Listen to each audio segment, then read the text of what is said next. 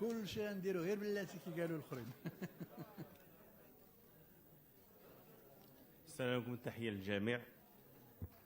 إخواني أخواتي، أنا غندير المداخلة ديالي، غنركز على الصيد البحري، بما أن مشكلة الحراك النقطة التي أفاضت الكأس كان هو موت محسن فكري الله يرحمه.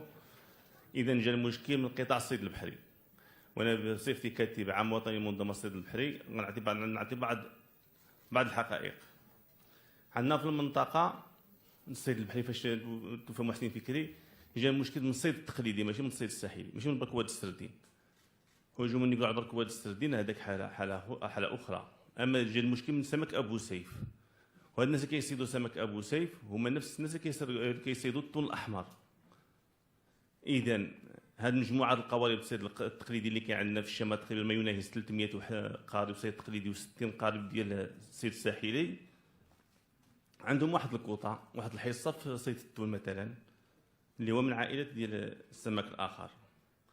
كان مثلا عند واحد الشخص كنلقاو هنا في واحد المركب ديالو في 2004، مركب سميتو بيسكا برافا، كان عنده رخصة فيها بالونغري بوحدو الصيد بالخيط. كيجي 4/8/2015 كيولي بالونغري توني ريفريجيري، ها رخصة تبدلات من الوزارة الوصية وزارة الصيد البحري. كنجيو 2016 كنلقاو هاد السيد ولاد الباركو هذا كيبيعو لشخص آخر وما بقاتش في سميتو. في نفس العام 2015 هاد الباركو غيستافد من الاقتصاد الريع عندنا في المنطقة الشمال، غتعطى 50 طن.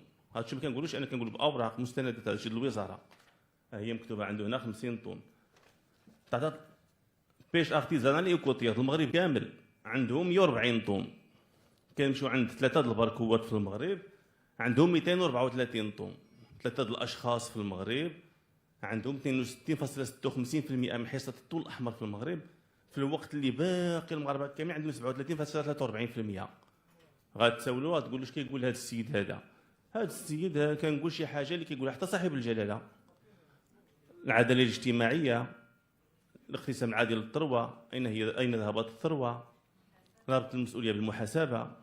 وكيجي السي بنكيه للبرلمان كيقول لك قسموا معنا. نقول لكم علاش قلت لكم السي بنكيه، حيت عنده الارتباط بهذه العلاقه، حتى هو راني جاي عنده.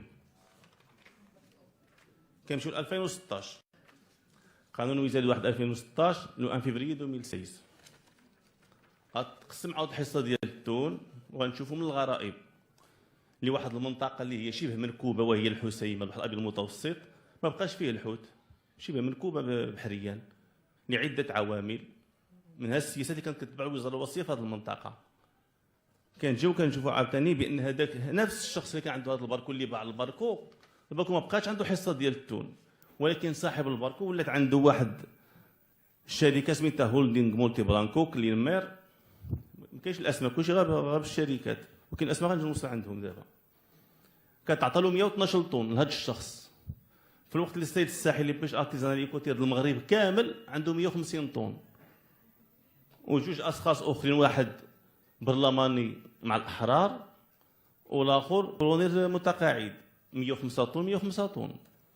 وكنجيو القانون اللي كتسنيه السيده الكاتبه العامه في الوزاره الوصيه، كتقول لك اون كا ديناكتيفيتي او ديفو ديكسبلواتاسيون دو كوتا اتريبيي بور كا دو فورس ماجور دوم كونستاتي اي ماتيرياليزي بار l'administration, le quota de pêche au son reliquat pourra être exploité par un autre madrague après accord de l'administration وريديستريبيي او تيار. ياك واضح؟ هاد المضربه اللي عاطين ليها 112 طن، هاد السيد اللي عطينا داز الشركه عطينا مضربه 112 طن، مضربه وهميه ما كايناش، نكزيست با، ما كايناش في الواقع. غنمشيو للخطر من داك الشيء كامل، وبحيث نجمعوا هاد جوج الاشخاص وهذا غنلقاو بان الصيد الساحلي كامل عنده 46، يعني نقصوا ليه 14 طن على 2015.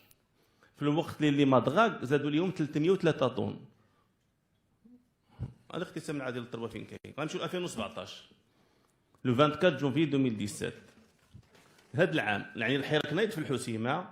وانا كنهضر معاكم قبل ما يموت محسن فكري مشيت ما بين الرباط والحسيمه شي 5 د المرات. كنمشي عند المدير ديال الصيد كنهضر معاه كيصيفطني عند المندوب باش نحل دوك المشاكل ديال دوك الفلايك، وكيرجعني كيقول لي حليت لك المشكل. كنجي عند المندوب كيقول لي لا ها اللي كتب المندوب، هذاك كامل اللي مشدود دابا في الحبس. مشيت عندهم انا شخصيا قبل ما يوقع مشكل المحسن فكري باش يحل لنا المشكل هذا الصيد التقليدي. كنقول عندك تما قنبله موقوته 2017 غيجي غيعطي الصيد الساحلي هاد بقات ما بقى خربت نسالي بقات لي 2 دقائق كاع. كيجيو الصيد التقليدي والساحلي ديال المغرب كامل، يعني رغم الحراك ورغم هذا الشيء كاع اللي واقع. كتجي في لو 24 جونفي 2017 مشيت انا كنقول لكم كنمشي من المال الخاص كنمشي ونجي، غتعطي الصيد التقليدي والساحلي ديال المغرب كامل 196 طن بكل وقاحه. غتجي تعطي 2 اشخاص نفس الاشخاص ديال ديما 120 طن 120 طن، وغتمشي لنفس الشخص ديك الشركه اللي كان عنده جوج باركوات في 2014 اللي استافد غتعطيه 127 طن. كنوليو كنلقاو راسنا بان الشمال المغرب اللي كتسيد فيه التون كامل عنده 34.81 طن زائد شي وحدين في الجنوب، وثلاثه الاشخاص كيديو حصه 65.18%. وهذا الشيء غلط دابا من 2014 لدابا عاد حكومه بن كيران. وباش غنبين لكم بان هذا السيد ما عندوش لا مدراك، هو راه كيدير سيسيون بين الحصه اللي كتعطى له هو غيخليها ديال غتعطى لواحد لا مدراك اخرى سميتها برانسيب، ما تعطى المضرب ديال نورتي ديال نورتي مضربه ديال نورتي سال دو سبوزي، واحد الشركه اخرى مغربيه وكان عندها اسم اسباني كيعطي الحصه ديال الكوطا. فاش كنقول لكم نعطيكم بالارقام، هاد 127 طن ولا 20 الاورو الكيلو في الوراق بلا ما تصيدها راه 2 المليار وشي حاجه في العام كتعطى هبه اقتصاد الريع. وهاد 2 باركوات اللي عم عاطين 120 طن حاليا كيتواجدوا بتركيا في الوزاره عندهم الفي ام اس، كيمشيو 15 يوم لتركيا بحال غيصيدوا التون ياك، وما دابا في تركيا ما كاين والو. وفاش كيرجعوا للمغرب نو سون با دي تونيي ماشي اتونيروس كي كنعرفوهم حنا، كيرجعوا دي ساغديني كيهبطوا للداخله كيهزوا الكوطه ديال السردين. وهاد الشركه علاش كنهضر من قبيله سميتها كلين ميرسال ياك، كنجيو نقلبوا عليها في القانون السجل التجاري ديال الدوله كنلقاوها شكون دي مولاها 100%. كنلقاو مولاها سيدي هو رئيس الغرفه المتوسطيه اللي خصو يدافع على هاد البحاره كاملين، وهو عضو برلماني في مجلس المستشارين مع حزب العداله والتنميه. ويجي بن كيران ويقول لنا احنا في البرلمان يستحمل البرلمانيين اين ذهبت الثروه قسموا معنا. شنقسموا معاكم؟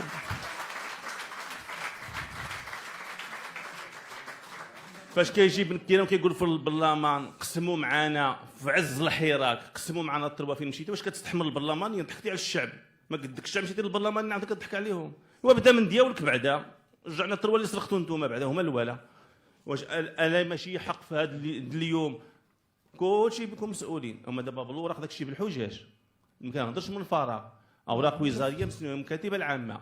ماشي عليكم مسؤوليه اليوم تهزوا هاد الحصص ترجعوهم لهاد الناس الصيد التقليدي اللي كاين فيهم 300 باركو. هنا كاين العداله الاجتماعيه، غترفعوا من المستوى الاقتصادي، غترفعوا من المستوى المعيشي، غيوليو الناس يتخلصوا، يوليو الناس يربحوا الفلوس كثر. اما تبقى تعوض ليه الشباك راه مساله غير مؤقته، غتعبر ليه الشباك غيخرج واحد العام ولا 3 سنين وما غيبقاش. انا اللي كنهضر معكم جلسنا مع السيد الوزير السيد البحري، اتفق معنا الصناديق البلاستيكيه بثمن وكل شيء، دات اتفاقيه فاستالينا. واش غنديروا المحضر؟ قال لي جاوبني انا شخصيا كان معايا 2 رؤساء الفيدراليات ورئيس فريق المجلس المستشارين السي بن عزوز معنا في وزاره الفلاحه. قال لي هذا الشيء اللي قلنا الكلمه كما كيقول دابا في الحمله ديالو الكلمه خرجنا الموظفين ديالو ديك الكلمه ما بقاتش. اذا الاخوان الله يجازيكم بخير، ولا بغيتوا تدافعوا على هاد الناس ديال الحراك غتدافعوا على هذا المطلب الاجتماعي ديالهم الحقوقي والاقتصادي ياك، وغتكون واحد النقطه اضافيه لهاد الناس باش تحسن المستوى ديالهم.